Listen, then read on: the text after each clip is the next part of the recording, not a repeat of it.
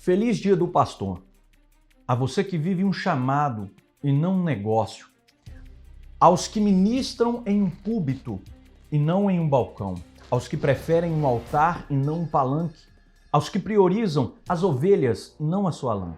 Aos que usam cajado e não uma varinha de condão. Aos que dirigem uma igreja e não uma empresa. Feliz Dia do Pastor. Aos que afugentam os lobos e não os alimentam. Aos que prestam culto e não um espetáculo. Aos que anunciam a salvação com S e não com cifrão. Aos que pregam contra o pecado e não contra o pecador. Feliz Dia do Pastor. Aos que têm cheiro de Cristo e não de Satanás. Aos que falam a verdade e não encobrem a mentira. Aos que têm lágrimas em seu rosto e não máscara.